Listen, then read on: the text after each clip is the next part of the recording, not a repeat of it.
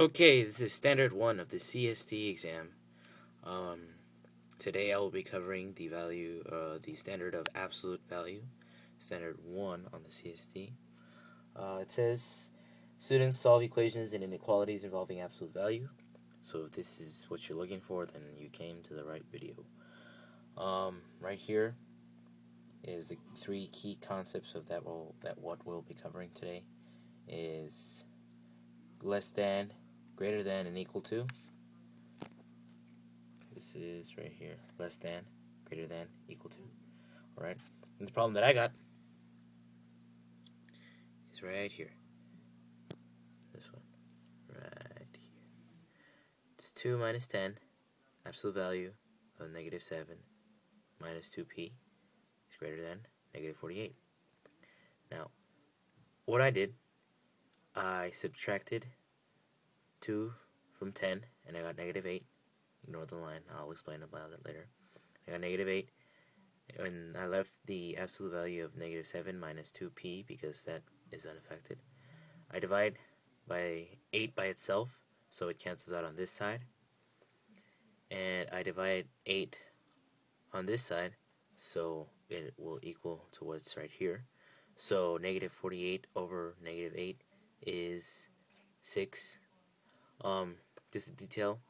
Whenever you divide by a negative number in a absolute value problem, you must flip the sign, or else it'll come out all funky and stuff. So yeah. So the final product that I got from this equation right here is the absolute value of negative 7 minus 2p is less than or equal to 6. Now, excuse me. Now what I have to do is create two equations from the same equation right here. So this is negative 7 minus 2p, so I made two equations. This equation is the same as this equation, but for this one, I had to flip the sign and flip the side that the number is on. So I have positive 6 right here, so I have negative 6 right here, so I find both sides of the spectrum of the number line. So, as a rule, if I'm changing the sign from positive to negative, I have to flip the sign that's in the equation also. So since this is less than, I have to move it to be greater than. Okay. Well, the first equation. This equation is the original as this one right here. So what I did, I added 7 to both sides, and I got negative 2p is less than or equal to 13. So 7 is 13. You have to do this so you can get both equations, since this is an inequality and it is not an equation. If I had an equal sign, then yeah, I'd only have to do one. But since this is an inequality, it has to go both ways. Anyways, going back to the problem, negative 2p is less than or equal to 13. I divided that by 2, or negative 2, excuse me, negative 2, yeah, that's right, okay.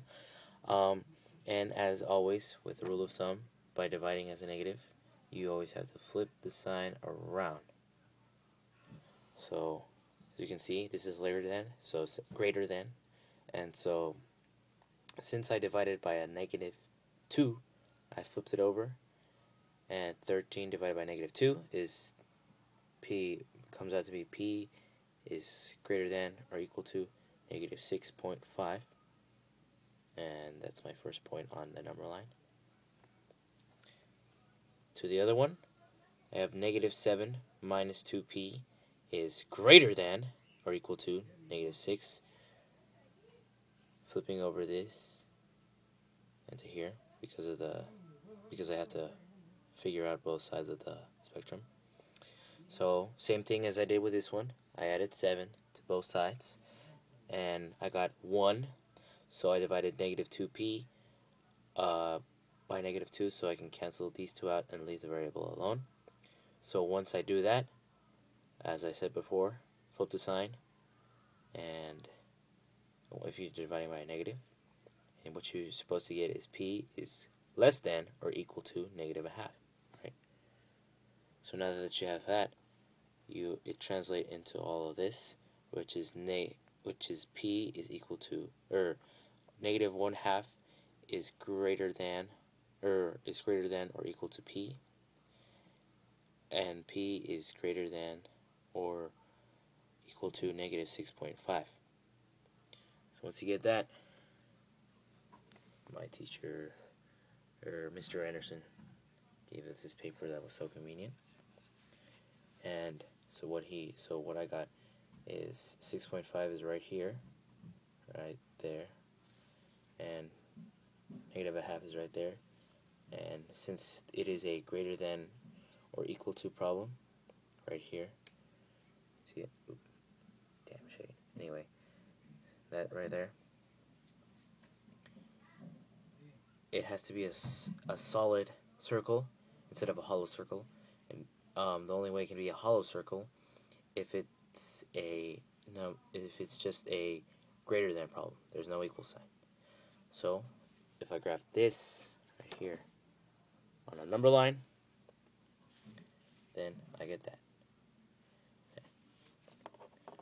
So an application to real life for this type of problem is if you have a bank account, or if you, not a bank account, if you owe somebody some type of money, right, a negative amount of money, then, and if you pay them back in a positive amount, that is a one example of absolute value, because you're filling in the gap that is between 0, which is 0 being that you owe no money to whoever you're paying to, from the point of how much you owe to somebody.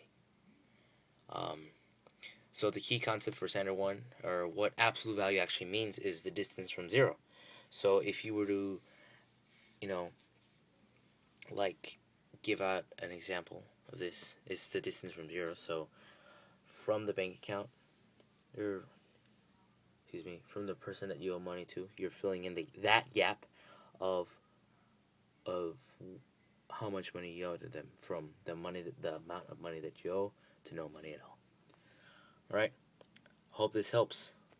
Standard 1 CSD. Thank you.